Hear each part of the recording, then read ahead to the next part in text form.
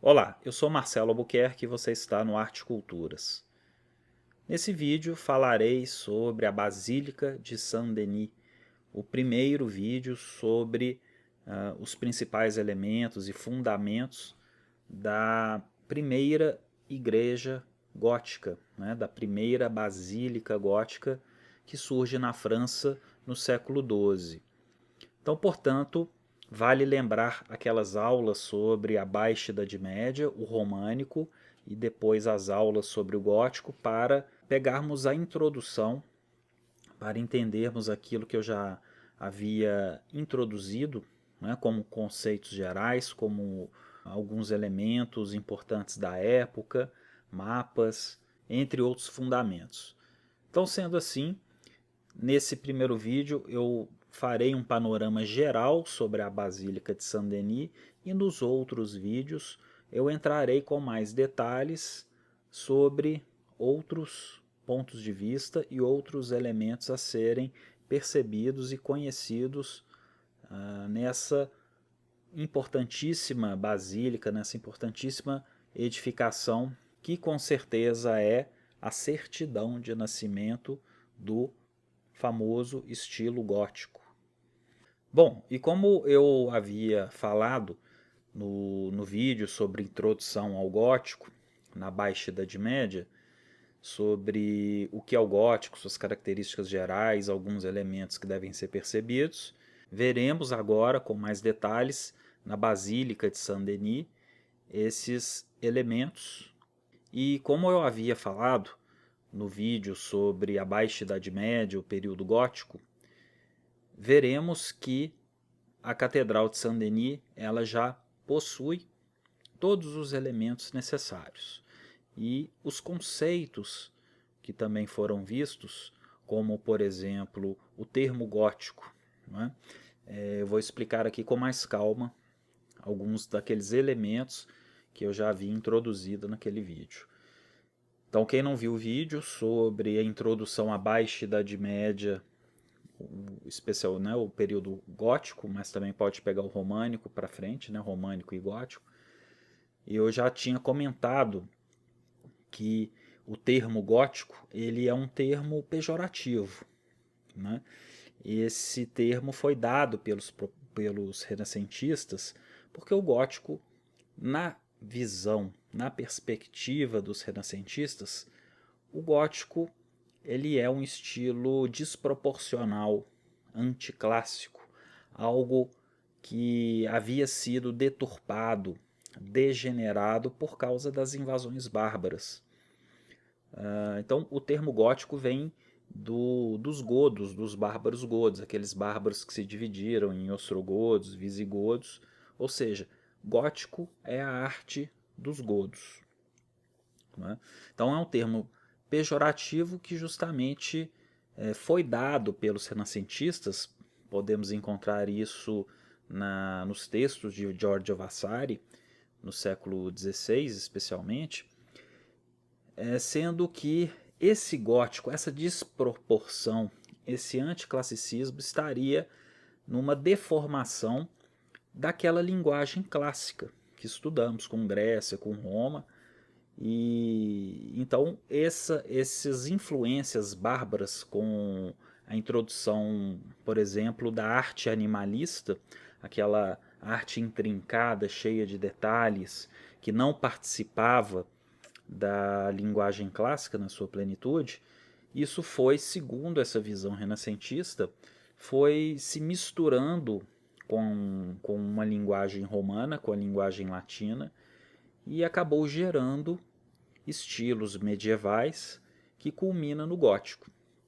Ou seja, o arco ogivado, os rendilhados, os arcos trilobados e demais elementos, né, como elementos de frontão, elementos de rosácea, e inclusive as próprias portadas, as esculturas de portadas das catedrais, tanto românicas quanto góticas, especialmente as góticas, serão mal vistas pelos renascentistas, porque os renascentistas buscam um retorno à cultura clássica, seja na pintura, seja na arquitetura, na escultura, na literatura, Então, esse termo gótico ele se consolida justamente ali a partir do final do século XV, século XVI para frente. Vale lembrar que, se no Renascimento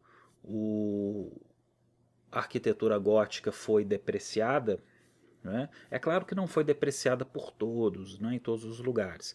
A arquitetura gótica continua sendo forte em algumas tradições, como por exemplo na Inglaterra, né? Mas na Itália clássica, na França, entre outras regiões, principalmente com influência católica, o gótico realmente vai ser substituído pelas manifestações do Renascimento, e posteriormente o maneirismo, o barroco, né? E o gótico ele retorna, ele é revalorizado a partir do movimento romântico, que se inicia no final ali do século XVIII e durante o século XIX, com o chamado movimento neogótico, né? Então é importante separar.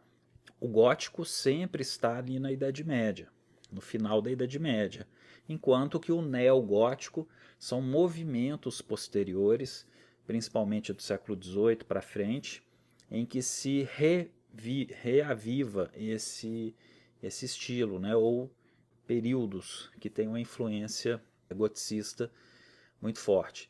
Então, portanto, vale lembrar desses detalhes para não confundir, né? Para ter uma análise mais profunda, né? Porque vários edifícios góticos que vemos na atualidade, eles sofreram restaurações no século XIX que têm elementos neogóticos. Foram elementos que foram agregados que não são originais.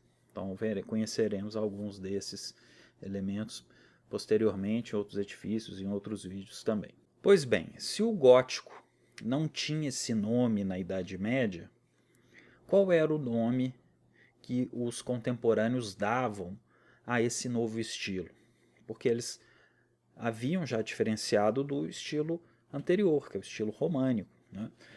O primeiro grande estilo internacional da Baixa Idade Média.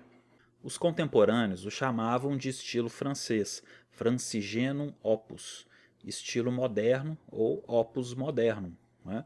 Então, claro, os construtores das catedrais góticas, eles não se autodenominavam góticos, eles se denominavam modernos, né? Ou construíam nesse estilo moderno francês. Esse era o termo adotado ali no período.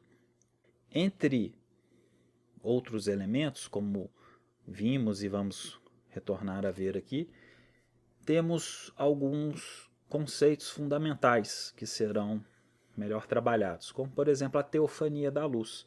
Quando Abade Suger, e vale lembrar do texto de Panofsky, Abade Suger e a Basílica de Saint-Denis, que é um texto recomendado para esse momento, a teofania da luz ela é uma cristalização de várias ideias da Idade Média, metafísicas, estéticas, que se relaciona com a manifestação divina através da luz. Ou seja, o mundo, a criação de Deus, a beleza da criação, ela é visível e se manifesta através da luz, com a ideia de claritas, uma ideia muito recorrente dentro da filosofia, da teologia medieval, né? Principalmente, claro, na arte e na arquitetura sacra. Ou seja, Deus se manifesta pela luz. A presença de Deus ela é vista e percebida na luz, enquanto o inferno ele é visto como escuridão. Não é? Muitas vezes nós, nós vemos representações do inferno como chamas, como fogo, nos subterrâneos, não é? Mas o inferno também era visto como algo frio e escuro, né? Que seria justamente o oposto do calor da luz do sol, né? Daquele calor que aquece, que faz as coisas viverem, né?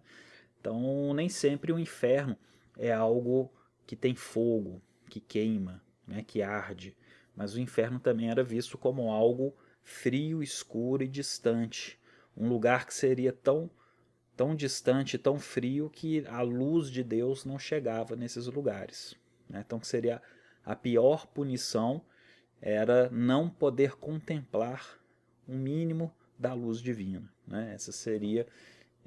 Esse é um dos conceitos do inferno.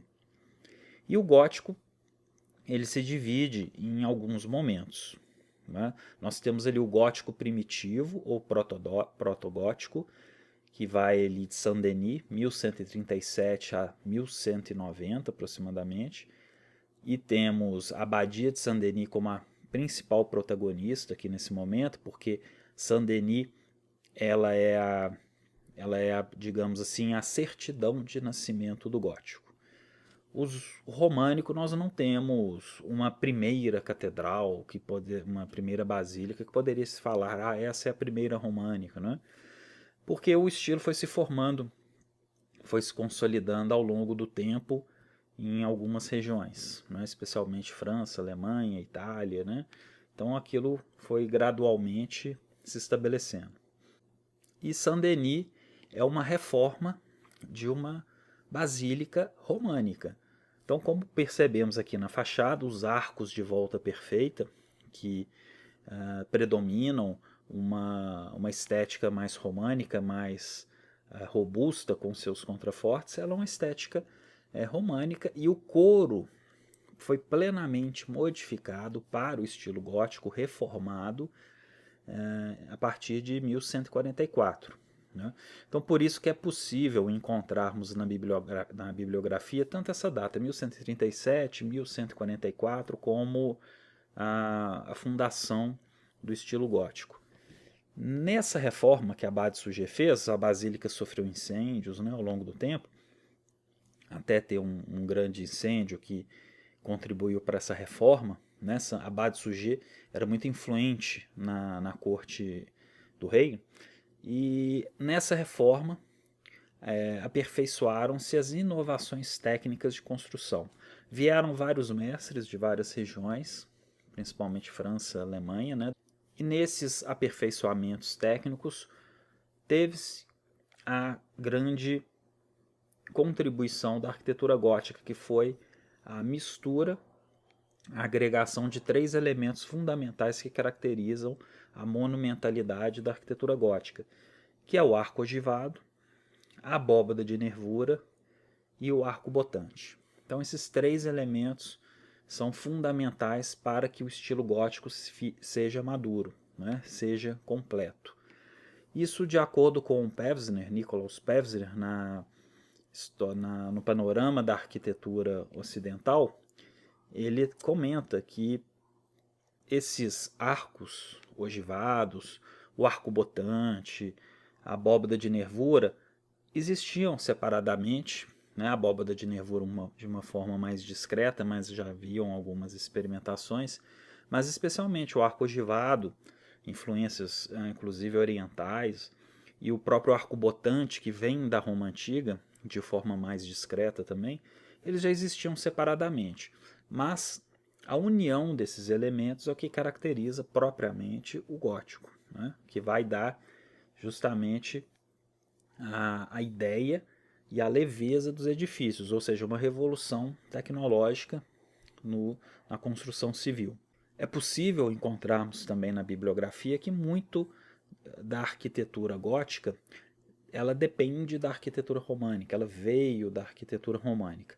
Isso é verdade em parte quando percebemos o gótico primitivo ou protogótico, quando as primeiras basílicas começaram a ser reformadas para o estilo gótico, mas isso não é verdade no todo, porque o gótico já possui características bem independentes do românico. É claro que a planta basilical ela continua, a presença de galerias superiores nas naves, não é? O clerestório, ou seja, são elementos característicos tanto do românico quanto do gótico. Mas os interiores, a forma de se perceber a luz, o acréscimo dos grandes vitrais, as janelas rasgadas já não se relacionam com as características fundamentais do românico. E a partir do momento chamado Alto Gótico, ou Gótico Radiante, que surge ali a partir de 1200, início do século XIII, já temos uma libertação da influência anterior românica e protogótica, ou gótica primitiva, e já adquire propriamente essa identidade própria, né? Ou seja, os arcos ogivados já estão presentes desde a construção da catedral, né, do zero, então as catedrais já são reformadas dentro de um estilo mais maduro. As artes visuais, especialmente a escultura e a seguida da pintura, começa a se libertar daquele estilo mais rude ou um estilo mais bárbaro que vinha do românico, daquelas figuras humanas mais simbólicas, né, para um retorno a um naturalismo maior, ou seja, os corpos humanos começam a ser representados de uma forma mais clássica, mais próxima daquilo visto no mundo greco-romano, né? Até que no gótico maduro essas esculturas já estarão abrindo as portas para o Renascimento, né? Com proporções muito próximas já do mundo clássico. E é o que se chama então de gótico radiante. E Saint-Denis, que hoje tem apenas uma torre, ela já possuiu duas torres, né? A torre norte ela caiu, né? Ela foi desmontada devido a problemas estruturais, né? Em 1846, né? Ela ruiu, então ela foi desmontada e atualmente tem um projeto, esse projeto está em andamento para a reconstrução dessa torre.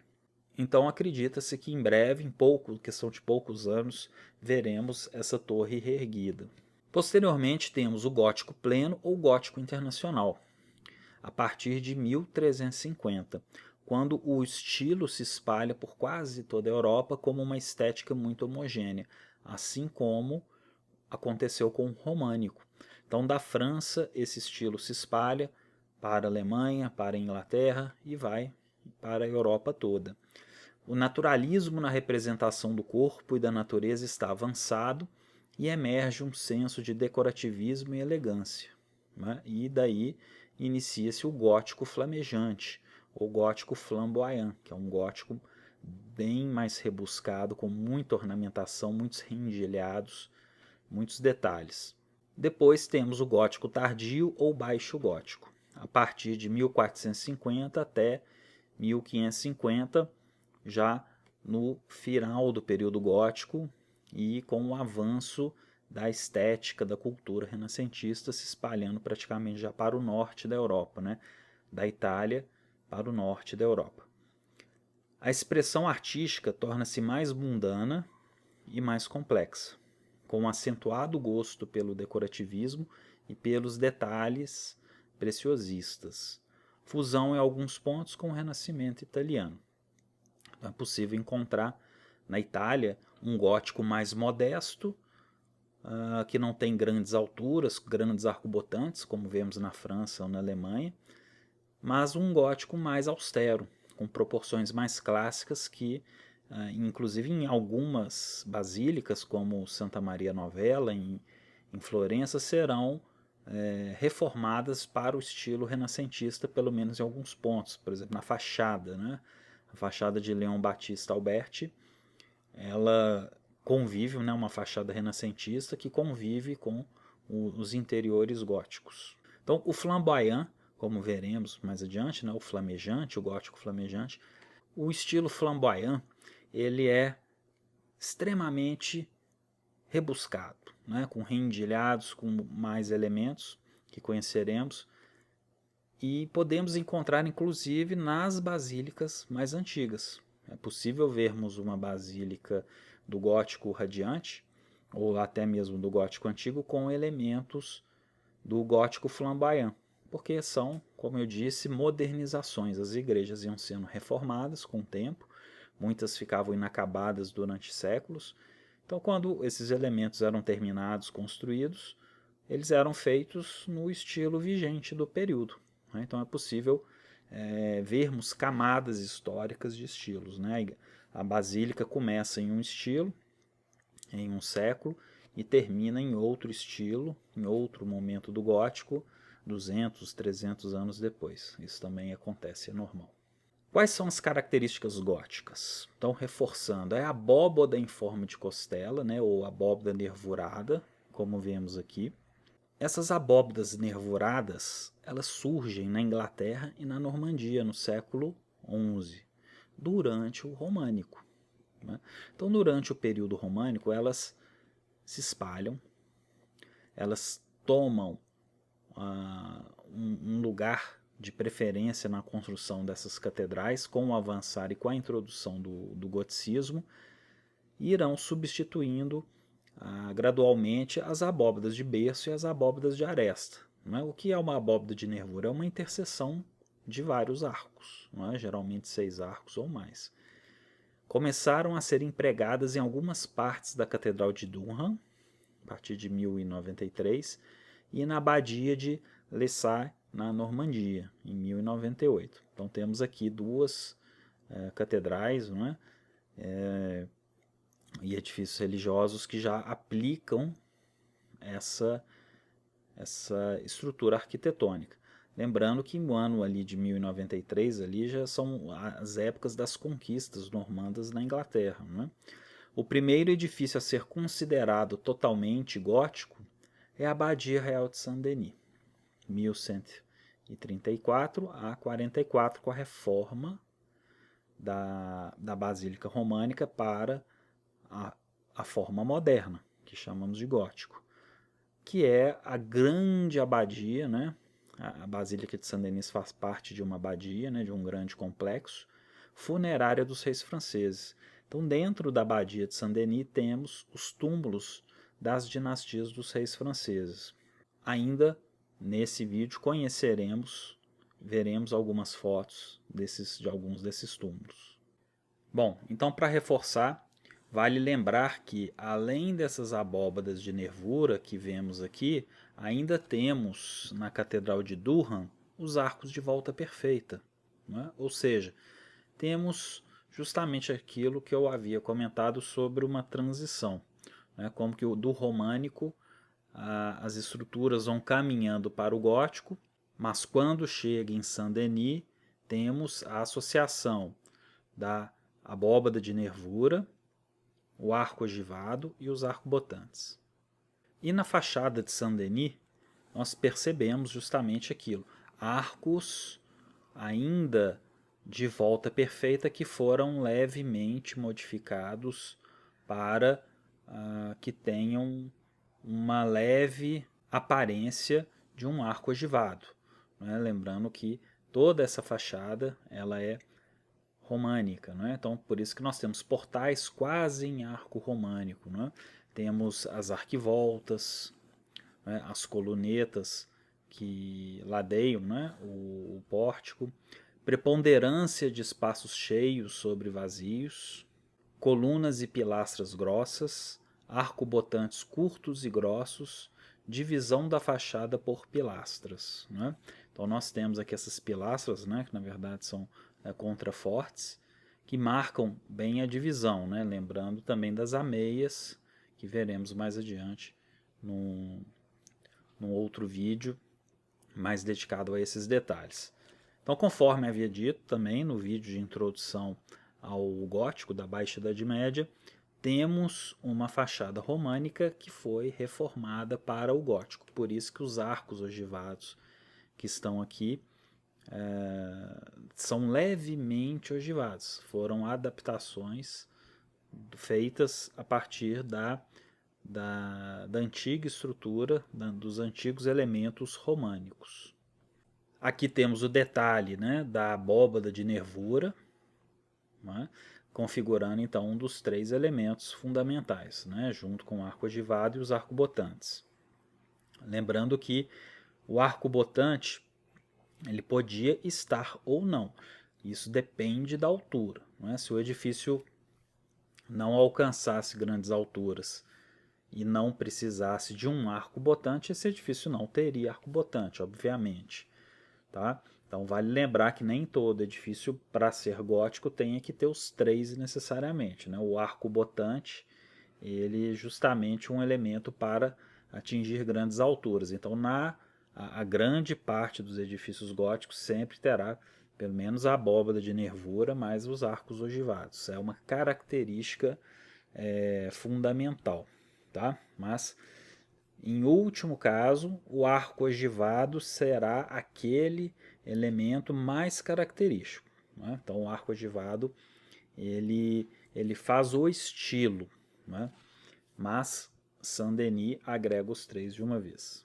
E nessas fotografias de detalhes, podemos perceber não só como esses arcos se cruzam, né? Essas abóbadas de nervura têm aqui o seu cruzamento, né, dos seus arcos, mas também um detalhe da alvenaria, né? Um detalhe de como essas alvenarias de pedra, né, esses tijolos de pedra, né, com essa forma de tijolo, eles foram encaixados, né, o que dá uma percepção bem rica de todos esses elementos estruturais. Aqui temos a abóbada do cruzeiro, né? Ou seja, aqui é a interseção entre a nave central e o transepto, fazendo a divisão para o coro e a abside, né? Posteriormente e ao lado ali do deambulatório. Já os arcobotantes ficam evidentes nessa outra fotografia, mas em outro local, que é a Catedral de Notre-Dame de Amiens, né? Onde podemos entender com perfeição o que é realmente esse grande arcobotante já em uma estrutura madura do gótico do período radiante, que estão localizados não só na nave central, onde estou apontando, como também no transepto. A Catedral de Amiens veremos com mais detalhes em um vídeo separado, especialmente dedicado a ela. E claro, a principal característica do estilo gótico, que é o arco ogivado, onde podemos perceber nesse grande arco de uma das naves laterais toda a sua maturidade. Então, se compararmos com aqueles arcos da fachada, aqueles arcos românicos que foram levemente adaptados para o arco ogivado e compararmos com esse arco, nós vamos perceber que os arcos ogivados do interior são plenamente maduros, plenamente góticos no sentido da palavra. Aqui já temos um corte que nos apresenta a estrutura de uma catedral gótica, ou seja, a abóbada da nave central, o seu peso é transferido pelos arcobotantes para o contraforte exterior, né? O contraforte exterior ele é auxiliado pelo pináculo, que além de ser um elemento estético, é um elemento de peso. Ele dá mais firmeza, mais estabilidade para esse contraforte. Sendo assim, é possível liberar as janelas do clerestório do peso, não é? E o próprio trifório também, as galerias, não é? E a nave central, a nave lateral também possuem arcos ogivados, que por sua vez possuem as suas forças transferidas para fora, né? Então, se percebermos aqui a nave central, quanto mais ela se eleva, existe uma tendência dela se romper para fora, né? O peso que a abóbada faz sobre a nave central faz com que essa nave central tenda a se expandir para fora, e o arcobotante faz uma força contrária, mantendo as abóbadas no lugar.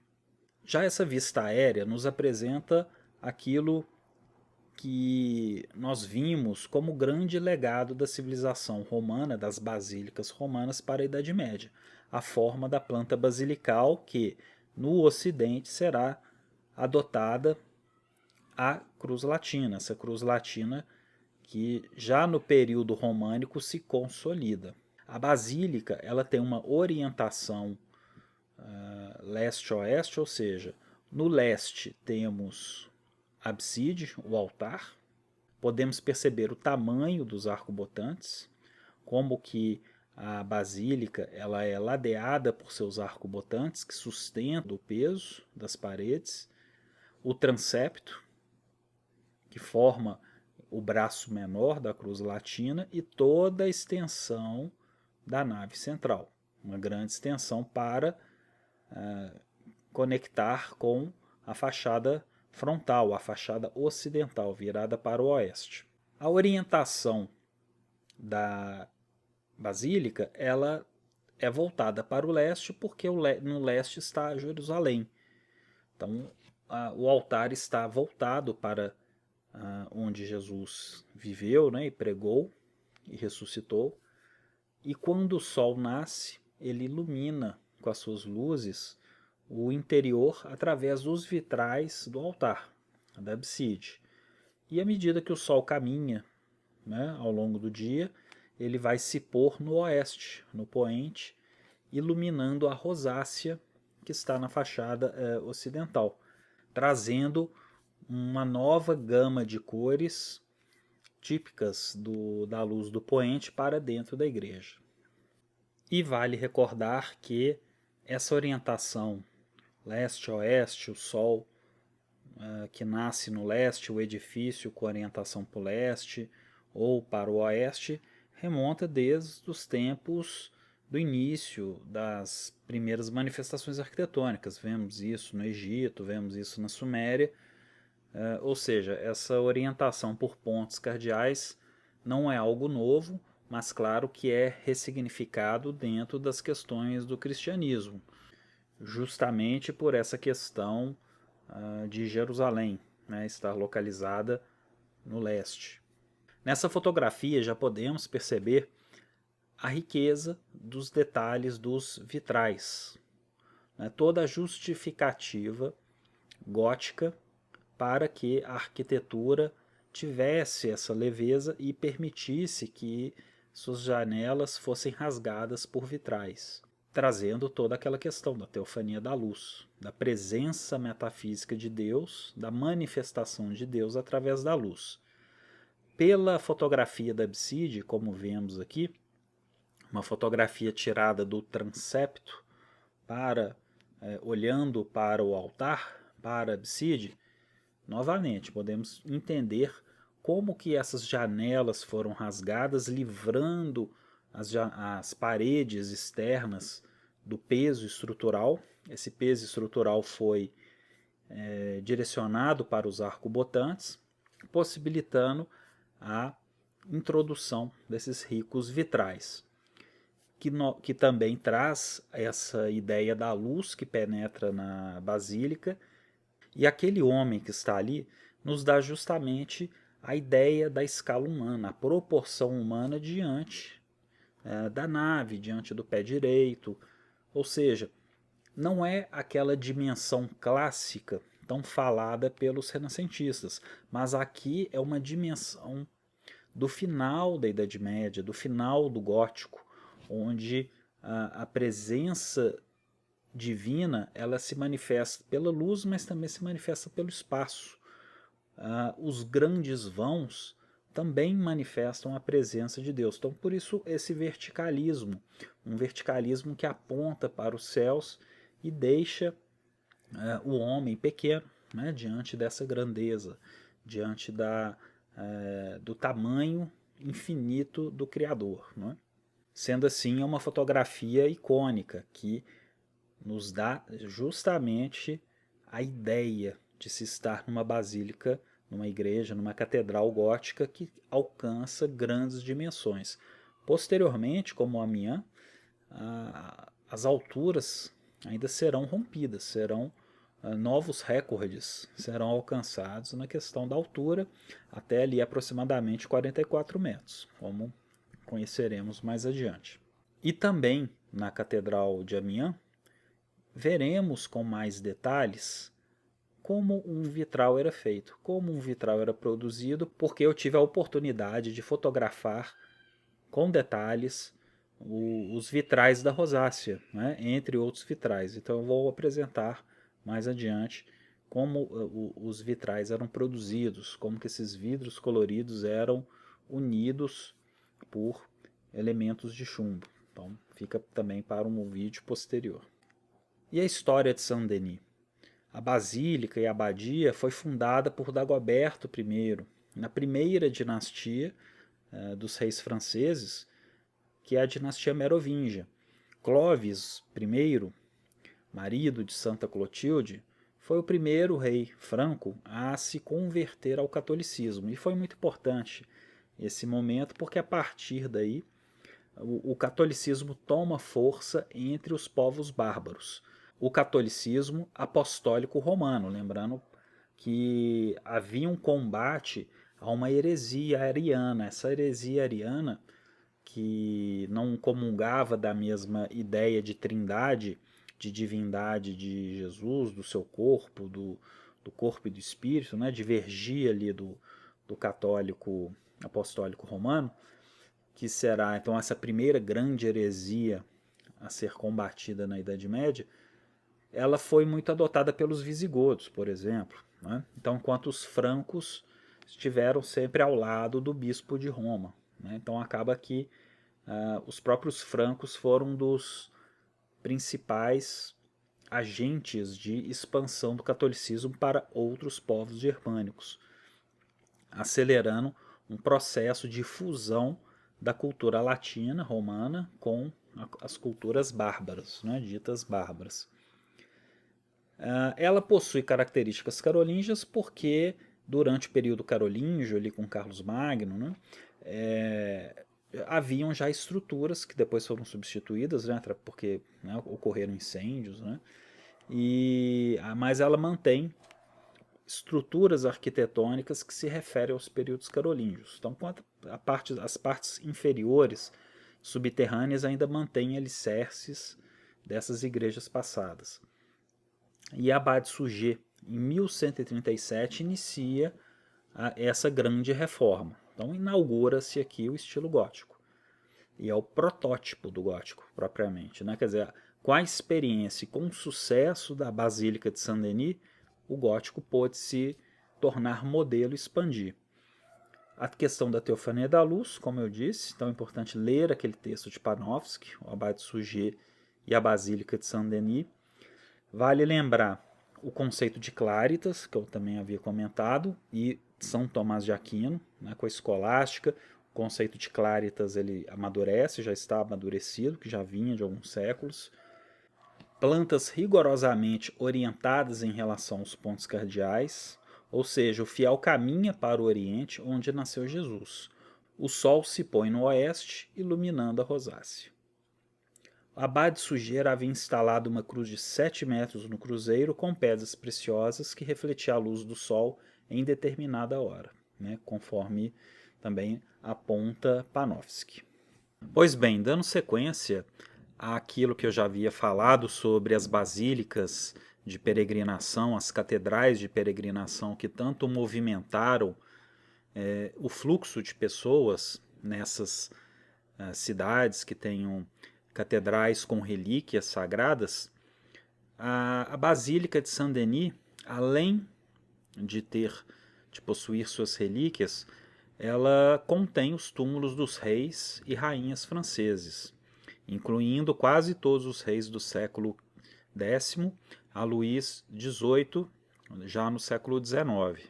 Então é uma oportunidade conhecer na Basílica de Saint-Denis os túmulos dos reis, né, desde lá da dinastia Merovingia até o século XIX, porque, como vimos, Saint-Denis é a Basílica dos Reis, onde os reis eram coroados e enterrados. O sítio originou-se como um cemitério galo-romano no final da época romana. Galo-romano remete aos povos celtas, aqueles habitantes que ocupavam a região. Antes de Paris, a cidade se chamava Lutécia, né? Então Lutécia é um nome romano dado para a futura cidade de Paris. Então essas culturas celtas vale lembrar da história em quadrinho dos Asterix.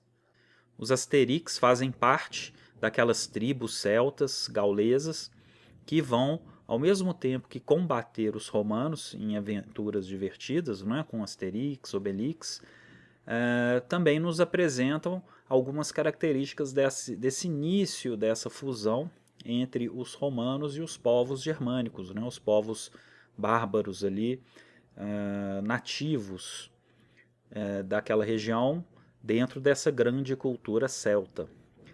existem vestígios arqueológicos que estão sob a basílica com práticas cristãs e pré-cristãs, não é?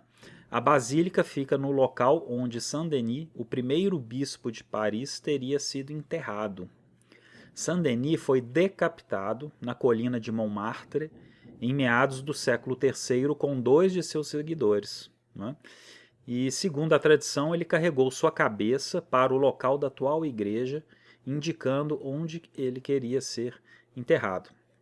E essa colina de Montmartre, em Paris, é justamente onde fica a Basílica do Sagrado Coração, né, a Sacré-Cœur, já uma basílica de estilo eclético, com predominância bizantina, especialmente, e a Basílica de Sacré-Cœur fica na parte mais alta de Paris. Então, de toda a cidade de Paris é possível ver a Basílica de Sacré-Cœur, né? Então, esse foi o local onde Saint-Denis foi decapitado e, segundo a lenda, né, segundo a tradição, Saint-Denis caminhou vários quilômetros decapitado, com sua cabeça, né, nos braços, até chegar no norte de Paris, onde ele queria ser enterrado. Nessas fotos, vemos maquetes dos tempos medieval e moderno, né, que ficam ali em exposição dentro da basílica, e percebemos que ela ainda possui a torre norte, né, antes da queda e da demolição da torre norte, que será restabelecida em breve. Em Saint-Denis, um martírio foi erguido no local de sua sepultura, né, de Saint-Denis, que se tornou um famoso local de peregrinação durante os séculos V e VI. Em 475, Santa Geneviève comprou alguns terrenos e construiu Saint-Denis de la Chapelle. Em 636, Dagoberto I transfere as relíquias de Saint-Denis, santo padroeiro da França.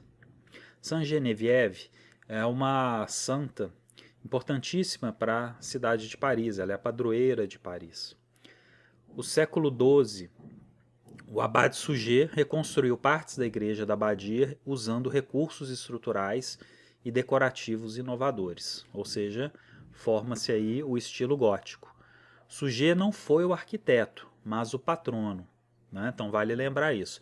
Às vezes confunde-se o Suger como um arquiteto que fez o projeto, né? Mas não, ele foi o patrono que trouxe mestres construtores das melhores regiões ali do norte, né? Da França e da Alemanha.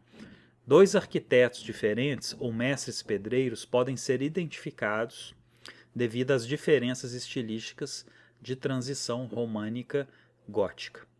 Suger foi confidente do rei, primeiro-ministro de Luís VI e Luís VII, atuando como chefe de governo no lugar do rei quando este estava ausente nas cruzadas.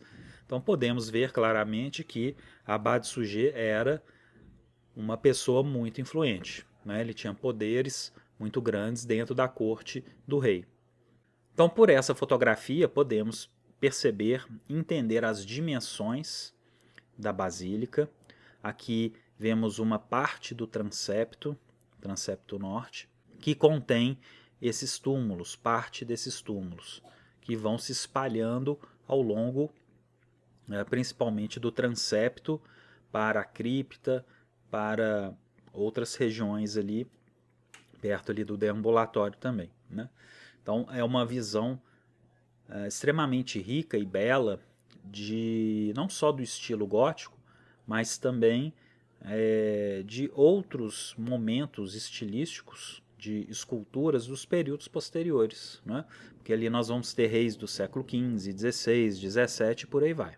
Aqui já vemos um túmulo muito especial, que é o túmulo de Clovis I, o primeiro rei católico cristão que os francos terão. Então, Clovis I, ele nasce em 465 e morre em 511. Ele é filho de Childerico e Basine, dinastia merovingia. Temos também Childeberto I, 496-558, filho de Clovis I e da Santa Clotilde. A esposa de Clovis, ela foi uma santa, Santa Clotilde. e o túmulo de Fredegunda, né? 545 a 597, rainha de Soissons e Neustria, terceira esposa de Chilperico, né? Então temos aqui túmulos da dinastia merovingia do início da Alta Idade Média. Então são relíquias muito importantes para a basílica. Já nessas pinturas que estão no Panteão de Paris, né, não é em Saint-Denis, já é no Panteão de Paris, temos pinturas de Paul-Joseph Blanc, que é o batismo de Clovis I, quando Clovis se converte ao cristianismo, e a Batalha de Tolbiac, uma batalha entre francos e alamanos. Né? Os bárbaros alamanos, que vêm da Germânia, dão origem ao termo alemão. Né? Então os alamanos dão origem aos alemães. E Clovis I foi muito importante porque a partir da conversão do rei ao catolicismo e dos seus súditos, né, os francos, o catolicismo foi se expandindo para outros povos germânicos, outros povos bárbaros. E por aí vai. Né? Então tem essa história da expansão da fé cristã para os territórios germânicos, como por exemplo a história de St. Patrick, né? O São Patrício na Irlanda, né? Que vai ser responsável pela conversão daquela região toda ali, né? Da Grã-Bretanha, né? Em parte da Grã-Bretanha, né? Da Irlanda, né? E então é esse período, justamente esse período que é importante, né? Percebemos aqui. Aqui temos o túmulo de Dagoberto I, 602 a 639, um túmulo belíssimo, claro, posterior, né? São túmulos posteriores, porque o túmulo ele é de um estilo gótico, né? Um estilo gótico pleno, né? Ele não é um túmulo da época de 630, né? Aproximadamente, 40. Aqui já temos os túmulos de Clovis II, Carlos Martel, que foi muito importante para a consolidação do Império Franco. Né? O Carlos Martel, na famosa Batalha de Poitiers, na década de 730, antes de Carlos Magno, né? Avô de Carlos Magno, Carlos Martel, nessa Batalha de Poitiers, ele vence os muçulmanos que estavam subindo pela Espanha. Né? Então foi uma batalha decisiva para manter a cultura romano-cristã nos territórios da França, enquanto que a maior parte do território da Espanha e Portugal ficou sob domínio muçulmano durante cerca de 800 anos. Temos o túmulo de Isabela de Aragão, 1247 a 1271, o túmulo de Filipe III, o Ousado, 1245-1285, e o túmulo de Felipe IV, o Belo, né, o famoso rei da França. Né? Filipe o Belo foi responsável pelo fim dos Cavaleiros Templários. Né? Então fica aqui essa informação também. Já aqui temos os túmulos de Carlomano, Pepino Breve, pai de Carlos Magno, Berthe, esposa de Pepino Breve, Carlos Martel, que novamente, né, e Luís III. Esses túmulos são góticos, eles têm a sua estilística baseada já no gótico da Baixa Idade Média, do período posterior ali à construção da Basílica de Saint-Denis. Aqui percebemos mais túmulos que ficam aí dentro do perímetro da igreja. No século XIII, o mestre Pierre de Montreux reconstruiu a nave e os transeptos, no novo estilo gótico radiante. A nave ainda passou por essa reforma, né? Como vimos ali, tem estilos ali também, mesmo dentro do gótico, tem modernizações, e a nave e os transeptos passaram daquele estilo gótico inicial, né, do gótico primitivo, para o radiante. A igreja da abadia tornou-se catedral em 1966. Sendo conhecida como a Basílica de Saint-Denis, a catedral não possui o título de Basílica Menor do Vaticano. Então é correto chamá-la de catedral. Né? A torre esquerda norte foi desmantelada, como vimos, no século XIX, e deveria ser reconstruída. Então, mais aqui detalhes das maquetes que ficam dentro, né, da basílica. numa parte que cobra ingresso, né? Uma parte da basílica é gratuita e uma parte cobra ingresso. Então aqui nós vemos a maquete, as maquetes aqui mais detalhes inclusive de um belíssimo trabalho, né? De uma belíssima execução. Novamente, mais túmulos, né? De Henrique II e Catarina de Médici. Temos um dos túmulos mais belos, mais fotografados, justamente desse. Né? Catarina de Médici vem da família Medici de Florença, né? A família maior, os maiores mecenas do período renascentista. Né? Os Médicis começam como burgueses, como comerciantes, mercadores, né? Passam a se tornar grandes banqueiros, e de banqueiros eles alcançam os títulos de nobreza, né? Irão governar diversas regiões até Napoleão Bonaparte. Né? Então Napoleão Bonaparte derrota, né, os Médici e põe fim aos seus governos. Aqui temos o Luís XII e Ana de Bretanha. Túmulo de Luís XII e Ana de Bretanha, que são túmulos já fora do período gótico, percebem? São arcos de volta perfeita, são túmulos já do período posterior ali ao Renascimento para frente, né, ao Barroco para frente, tá?